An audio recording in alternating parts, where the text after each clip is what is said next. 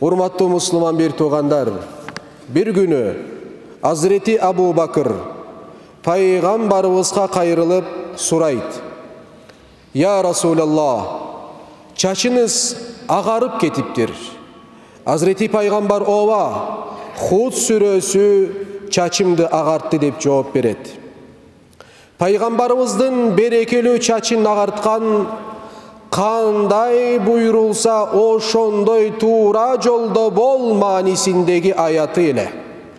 Бүгүн жума кутбабызда бул аятта айтылган истикамат, башкача айтканда такыбалыктын чегинде бекем туруу деген тема туурасында сөз кылмакчымын.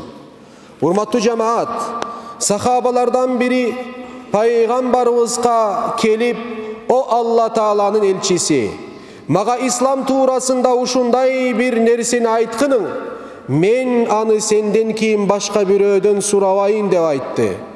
Алланын элчиси ага кайрылып: «Алла Таалага иман келтир жана истикаматта, дин жолунда бекем бол» деп айтты. Урматтуу жамаат, Алла Таала жаратылгандардын эң кадырлуусу болгон адамды жер жүзүндө өзүнүн орун басары кылып жараткан.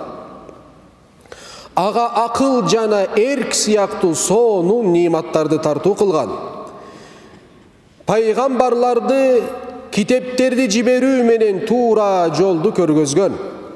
Мына бул жол Алла Таала тарабынан белгиленген, бекемделген истикамат жолу болуп эсептелет. Урматтуу жамаат, истикамат ыйманды, ибадатты, адеп ахлакты, коомдук жана соода сатык мамилелери сыяктуу жашоонун бардык тармагын камтыган бир түшүнүк. Ыйманда истикамат бул Алла Таалага эч нерсени, эч кимди шерик кошпоо, анын бар экендигине жана жалгыздыгына, пайгамбарыбыздын акыркы пайгамбар экенине, периштелерге, пайгамбарларга, китептерге, акиретке, тагдырга чын жүрөктөн ишенүү болуп саналат. Ал эми ибадатта истикамат болсо: «О жараткан Алла Таалам, сага гана ибадат кылабыз, сенден гана жардам сурайбыз» деген аяттын негизинде ибадат кылуу болуп эсептелет. Жараткандын ыраазылыгын табууга тоскоол болгон күнөөлөрдөн, жамандыктардан алыс болуу, ар түрдүү риядан тазалоо, бир гана Алла Тааланын ыраазылыгын талап кылуу болуп эсептелет.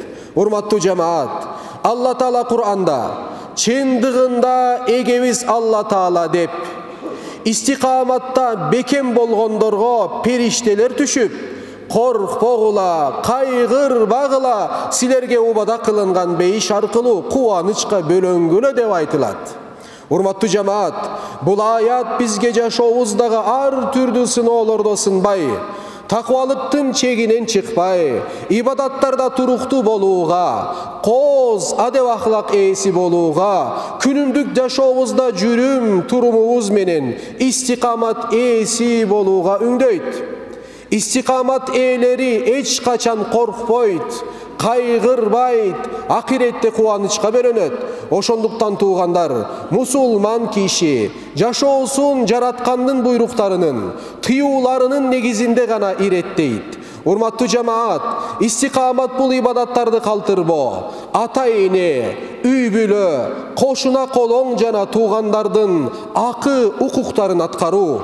Истикамат бул жалгандан, айлакерликтен, адилетсиздиктен алыс болуу. Истикамат бул адал арамга көңүл буруу, ар намысты коргоо, арам болгон спирттик ичимдиктерден, кумардан оолак жүрүү болуп саналат. Урматтуу жамаат, истикамат адал жашап, акиретте жеңил сурак берүүнүн жолу болуп эсептелет. Чындыгында эгебиз Алла Таала деп, истикаматта бекем болгондорго периштелер түшүп: «Коркпогула, кайгырбагыла, силерге убада кылынган бейиш аркылуу кубанычка бөлөнгүлө».